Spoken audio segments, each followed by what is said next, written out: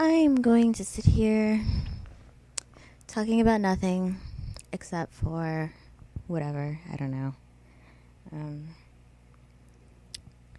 Maybe one day in the future someone will find this audio track and I don't know. I originally opened up this program to record a random audio snippet of things I wanted to do before I died. Because I thought to myself earlier today that I want to add meet Seth MacFarlane to my list of things that I want to do before I die. He's officially on my bucket list. I'd also like to go to India and spend some time there to actually get a feel for the place. You know, you've stayed in a place long enough when you find reasons to be annoyed by it. So until that happens, I'd like to spend that kind of duration of time there. I'd also like to go to Africa and just kind of country hop. It's such a big place. It's gargantuan.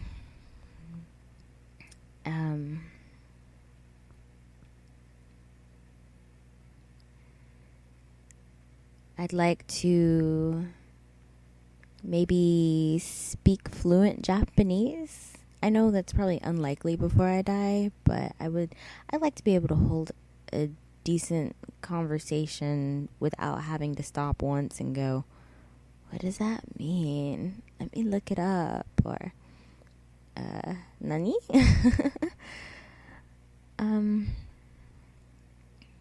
Things I'd like to do before I die. I'd like to release a CD. Just one. If I could just release one awesome CD, something I could be proud of forever, I think I'd be happy enough to cancel everything else on my bucket list. I'd like to know what it feels like at least once before I die, to be able to do and buy whatever I want, just be limitless. So many people in this world are, in fact, limitless. The weird thing is that those people didn't experience enough sadness and hardships before they got their privilege of limitlessness. So now that they are limitless, they have no bounds. They don't appreciate it. They're miserable. They're alcoholic. They're going around sleeping with everybody. They're disrespectful. They don't care because they never got to experience real hardship, true hardship. True hardship is not being a teenager and witnessing your mother and father fight and argue and, physically fight and things like that. That is hardship. It is difficult, but there are so many worse things to experience. There are things that even at the lowly, I guess I could say, age of 24 that I've experienced, that these rich people that are so unhappy with their lives, if they had to experience it just for a moment, they would be crying to go back to their cushy little lifestyle. And I'm not saying that I have the hardest life in the world. I know I don't. God, I've seen so much worse, and I've experienced so much worse. I'm so grateful for what little I do have. In fact, every day I have a little ritual to myself to where I kind of just sit back and think about what I'm grateful for. And I also think about the things that I would like to remove from my life in order to have more to be grateful for. I don't know if that makes sense to anyone else, but it makes sense to me. I don't know how to explain it. But yeah, long story short, I think if a lot of these rich people would share more of their money and do a lot less crying, they'd have a lot less to cry over. If they just went out and found a random stranger and was just here's $1 million. You want to be friends? Or no, actually, wait, I said that backwards. If they would just go out and be like, hey, do you want to be friends? And the person's like, yeah, sure. Spend a day with them, and then they're like, okay, here's $1 million. You've been real cool to hang out with. But they don't do that. They just immediately take on that everybody's out to get them, everyone's out to eat them, everyone's against them. They don't stop to think, hey, there are still good people in the world that would actually do anything to be my friend, that would do anything for me because they love me. They don't think about things like that. They're stuck in this, and what someone I know that read an article about it once calls the $99 club or the 99 coin club, something along those lines. They spend so much time looking for that extra one so they could go, oh my goodness, I've got 100 now, that they don't look around them and see all the things that are worth way more than that extra one that they're looking for. People have gotten to be so cruel, especially the wealthy, because I don't know, it's like having that much money turns people into sharks. They don't have to love anyone to get any benefit in life because they have everything they want. And because they don't love anyone, they feel like everyone is there to devour, and everyone exists for their benefit. When in reality, yeah, everyone exists for each other's benefit, but only if you're willing to help them benefit. You can't go around and, expect everyone to be obligated to pay you or be obligated to want to pay you for being who you are when you don't give two craps about them. And all you can think of is, well, I've got my own life going on. It's like, yeah, but you can pay somebody to handle your problems. Maybe if you took the chance to actually be more kind and actually stopped and kind of fixed your unrealistic ideals of perfection, you could find somebody that could be a good friend. Personally, I've been in this situation too many times where I've wanted to be someone's friend, and they've had other friends and acquaintances, but they kept going back to and admiring more, I guess I could say. They kept going back to and admiring the people that kept doing them wrong. It was like the more people hurt their feelings, the more they wanted to be around them. Whereas me being the entire opposite, trying to keep everything kosher with people, and just trying to enjoy life and just have a good time, it was like they couldn't stand being around that. They couldn't stand being around somebody who was actually concerned about their happiness. I guess because they knew if they were around someone who was concerned about their happiness, they would have to be concerned about that person's happiness. And most people just can't stand being that considerate. They don't know how to be.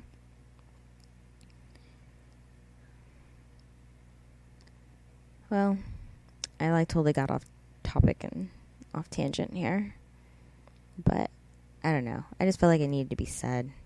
Maybe one day long after I'm dead, somebody will find this audio clip and be like, hey, I felt that exact same way. It's unlikely. In fact, if I were to die today, everything that I've recorded and whatnot would probably just end up dissipated and lost forever. Nobody'd ever hear it. Nobody'd ever see the artwork, read the poetry, hear the songs, make a song out of the songs that aren't songs yet. I mean, I'd just be lost in history. But that's the fate of 99% of the people in this world. Only 1% is going to be remembered. In fact, some of the 1% top owners in the world, or top rich people in the world, whatever you want to call it, 1% most rich people in the entire globe, some of them won't even be remembered. But there is only about 1% of people in existence that will be remembered. And no, not all of them are rich. Not all of them are incredibly famous. Because remembering someone isn't just, looking through photos and going, oh my goodness, we were such great friends, I miss so-and-so. Truly leaving a legacy is something that multiple people can see and feel and or relate to.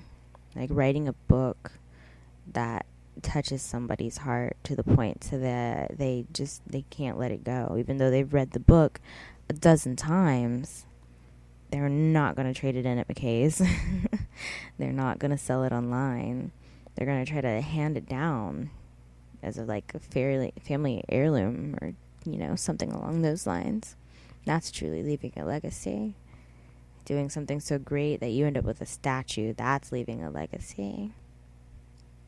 Breaking records of some shape and or form, that's a legacy. People are going to remember things like that. The thing that people will remember more than anything, though, is being touched deeply in the heart. People are going to remember that more than anything. I think those kind of emotions and the kind of memories they forge are the reasons why people hold on so tightly in relationships that they know they need to let go of, because they keep thinking back about how wonderful and how sweet the person that they're with was so long ago before their ugly side came out. They keep thinking about all these beautiful things, the things that they've done for them, the things that they've said to them, the places they've been together. They keep thinking of that. But sometimes those things in the past aren't real. People hold on to them as truth, as their reason for staying, because it forged such a deep memory. They finally got to feel something that they had always been seeking. But unbeknownst to them, it wasn't real. It was a very clever actor doing what actors do to get what they want. But they don't see that. They just see what they used to feel. They remember what they used to feel, how things used to feel. So no matter how bad things get, no matter how obvious the lies are, the person stays. And there's like this air of hopelessness there. I know it's totally random to be talking about this, but I just think that's one of the biggest things about leaving a legacy is to touch someone's heart. Because if you do something for someone that touches them so deeply, you could come back 10 years later and do something awful to them, but they're still going to remember that sweet thing you did 10 years before. They're still going to remember that. And they'll still have that twinge in their metaphorical heart for you. And it's a shame, really, but for some reason humans are programmed like that. It doesn't really make sense, because if you see an animal, and let's say that there's a hot pan on the ground, just randomly in the middle of the woods, and the pan's still blazingly hot, big iron skillet, and for some reason it's left there and it is burning hot, so much that it's like singeing the leaves, singeing the ground around it.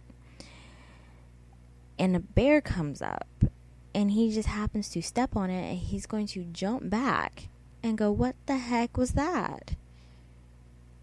Okay, this is odd. It smells good. It smells like food, but it hurt really bad." Is that bear going to touch it again? He might sniff at it, but after being burnt like that, that bear is not going to put his hand or paw back in that pan. It's just not going to happen.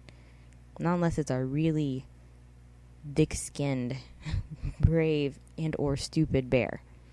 But humans, we're totally opposite. When something hurts, we want to remember, okay, you know what? It felt pretty good a long time ago, but it hurts now. So maybe it'll feel good again later. It's like the lesson you learn when you're a little kid. You stick your hand on the stove, it's going to be hot. Hot things are hot. They don't go cold. The stove is on, you put your hand on it, you will get burned. So don't put your hand on the stove and get burned and go, "Ow, that's hot," and then stand there for a few minutes while the stove is still on and touch it again, thinking that for some reason it's going to feel better this time. But we do that as humans. I don't know why. And once again, I'm entirely off tangent here. This is like 15 minutes in, so I'm out.